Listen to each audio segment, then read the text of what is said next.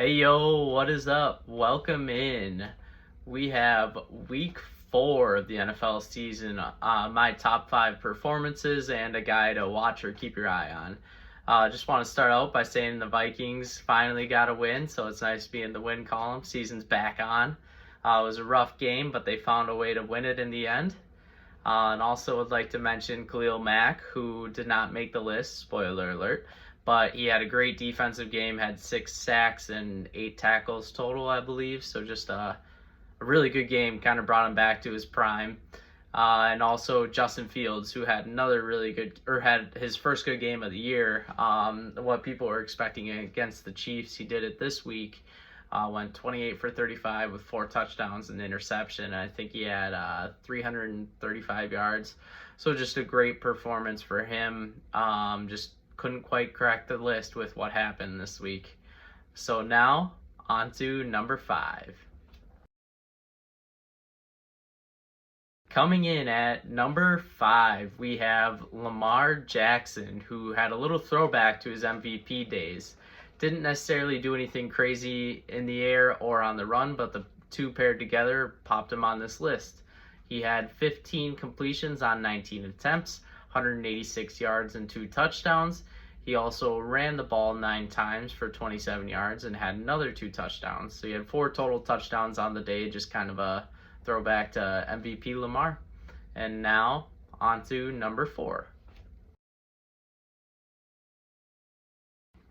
Coming in at number 4, we have A.J. Brown, who had a big day receiving. He had 9 receptions on 13 targets, 175 yards, and 2 touchdowns. One of them, gosh, he just looked like he couldn't be tackled by anybody. He just ran over everybody to the end zone.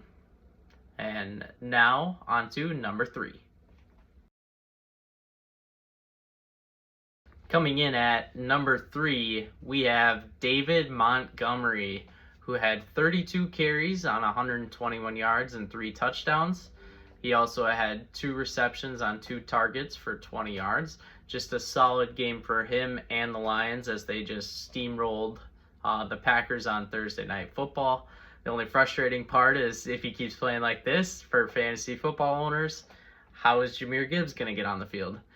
He just looks incredible, and I don't think that they should go away from him. And now, on to number 2.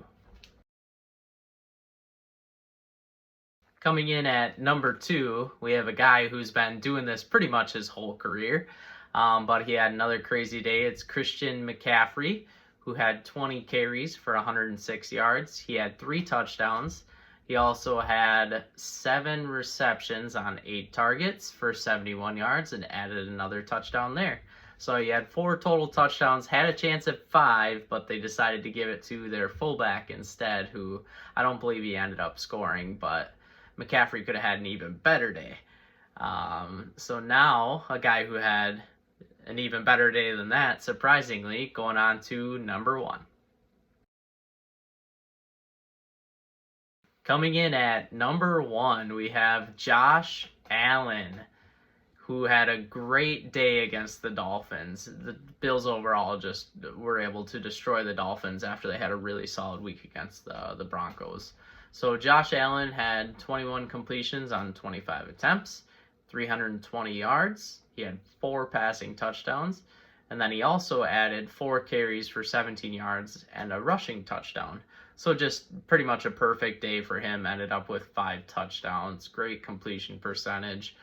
Yards were there. He just, overall, he was the reason the Bills just destroyed the Dolphins and dominated them, showed them who should be in charge of the division at this point. And now on to our guys to watch. All right, this might sound a little crazy. You're going to have to bear with me on this one. But a guy who's hit his bottom, or appears to have hit his bottom, I hope, is Zach Wilson, who finally showed out, had a decent performance, kept them competitive against the Chiefs. He had 29 completions on 39 attempts, 245 yards, and 2 touchdowns. He also had 2 carries for 14 yards. And the reason why I'm throwing him on here is he finally showed, I guess, what I've been hoping, and I'm guessing a lot of people have been hoping, after watching some of the Hard Knocks, is that he seems to actually be learning from Aaron Rodgers, has him as a little bit of a mentor. Some of the plays he was making were incredible, so I'm just hoping that this can continue going forward, knowing that he has a great team around him and he doesn't have to do a ton, and then also having Aaron Rodgers in his ear. I think that's only going to help him get better, and I think he could bounce back from his floor. So once again, thank you for watching. If you could please like this video and subscribe. I'll have more of these videos coming out weekly.